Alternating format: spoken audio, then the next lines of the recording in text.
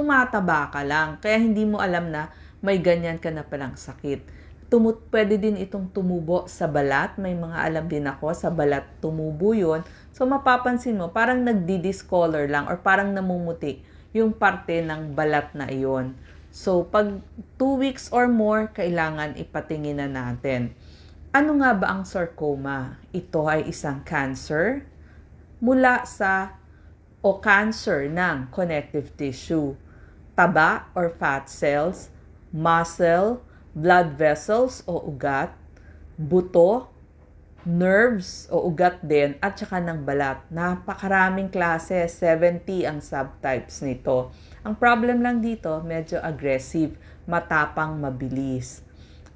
Pero 4 na main groups yun. So doon yung basehan natin kung paano ang gamutan. So, ano ba yung cause o saan ba nanggagaling ang sarcoma? So, depende sa klase ng sarcoma, iba-iba ang dahilan. Maaaring galing sa genetic mutation, o ibig sabihin nag-iiba yung genes ng isang tao. Nagkakaroon kasi ng mga translocations. O kaya, meron din namang ilang risk factor na bakit mas tinutubuan ng isang tao nitong sakit na sarcoma. Meron kasi mga syndromes. Ito lang po yung example ng syndromes na meron yung tinatawag natin na neurofibromatosis. Yung parang nagkakaroon ng mga bukol-bukol sa buong katawan.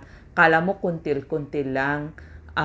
Marami tayong nakikitang ganung tao, or may Gardner syndrome, o kaya nagkaroon ng bukol sa mata, yung retinoblastoma, or yung Li-Fraumeni syndrome.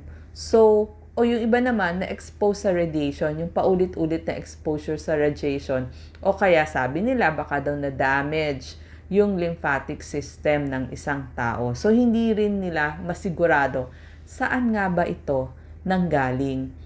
Paano malalaman? Siyempre, kailangan ma-diagnose agad na ito yung sakit mo na sarcoma.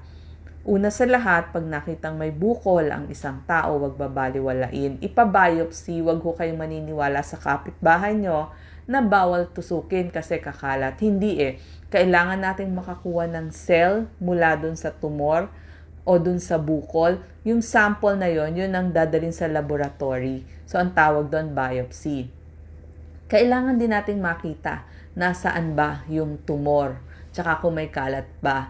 So, ito yung tinatawag natin mga CT scan, MRI, ang pinakamaganda ho, PET scan. So, titignan asan yung mga cancer cells. Iilaw kasi yung PET scan Pero ang maganda sa PET scan, walang gaanong radiation. At saka makikita mo saan-saan yung mga kalat sa ibang organs. Number 3, bone scan.